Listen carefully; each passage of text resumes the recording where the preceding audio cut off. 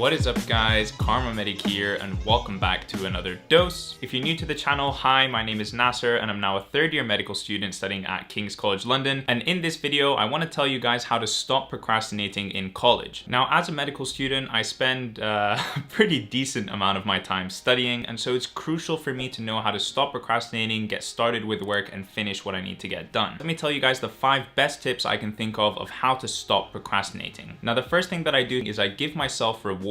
This is actually my favorite tip of all time and is probably the reason why I can work so hard and get so much done. I always give myself rewards when studying. Personally, I study in 4-hour blocks and I always start with something to drink. It's usually coffee, but it could also be tea or a juice or even just water. So I tell myself, okay Nasser, enjoy this beverage while you're studying, and at the 1 hour mark you can go to the kitchen and get yourself a snack. And I'll usually get myself some apples, a bowl of grapes, candy, whatever it is. And you best believe that during that first hour of studying, if I'm ever feeling a little bit demotivated or I need a little bit of a push, I'm thinking about the snack that I'm gonna get as my 1 hour reward. I probably sound crazy right now, but trust me, you have to try this. After 2 hours of studying, I usually make myself some more coffee, and after 3 hours of studying, I take a 5 to 10 minute phone break. This way I'm continuously giving myself something that I can look forward to, something that has an end goal where I'm going to do something that isn't directly looking at this page and trying to study. Giving yourself these little rewards, no matter how small they are, really helps push you and keep you going until the next one, and then eventually you're done with your long session of studying. The second thing that I do is I break down big tasks into smaller chunks. Sometimes when you've got a lot of studying to do ahead of you, for example, you have to write a really big paper or you have a big exam that you're studying for, it can be really intimidating to think that you have to do all of that in one go. If you break down the task into smaller pieces, for example, today I'm going to write 500 words of my essay, or I'm going to go through lectures 1 to 5 for my upcoming exam, it becomes so much more manageable. It gives you a realistic goal that you can work towards and that you can actually complete in the foreseeable future. That way, when you complete it, you feel good about yourself, you cross it off your list, and you move on to the next chunk of the bigger task. That feeling of completing a goal that you've set for yourself, even if it's a small one, is really motivating and it'll help you keep on studying. I'd love to hear from you guys in a comment down below about the tips and tricks that you use to stop procrastinating. The third thing that I do, and this one is really important, it's that I set timers for all of my breaks. If you're working on something for hours on end, it's only natural that you're gonna feel like you need a 5 or 10 minute break every now and again. 5 minutes. And that's the difficult part. It's actually sticking to a 5-minute or 10-minute break on your phone and not just endlessly scrolling through Instagram for half an hour. If you want to take a break to make some tea, watch a YouTube video, or just browse through your social media, that's totally fine, but just don't forget to set a timer. And then as soon as that timer rings, close your video, lock your phone, and just hide it. I don't care where you hide it. You can put it behind your laptop, you can put it in another room, you can give it to your friend and tell them not to give it back to you until you're done with your session.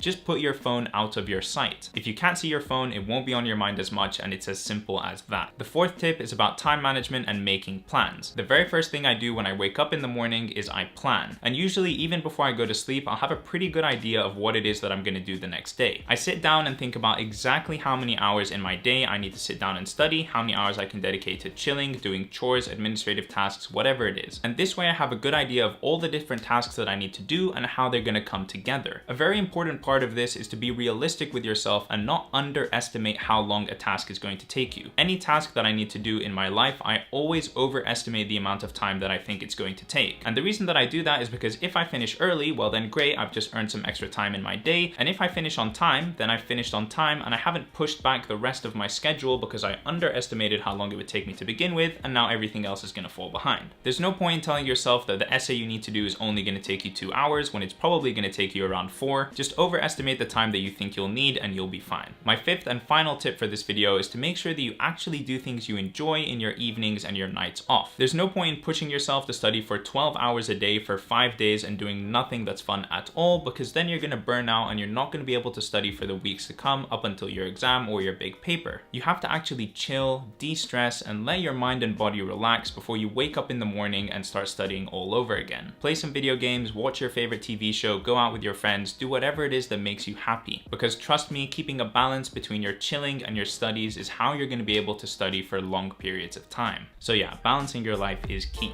And alright guys, I think that's where I'm going to end this video. Don't forget to leave a like on it, and if you're new, subscribe to the channel to see more content from me in the future.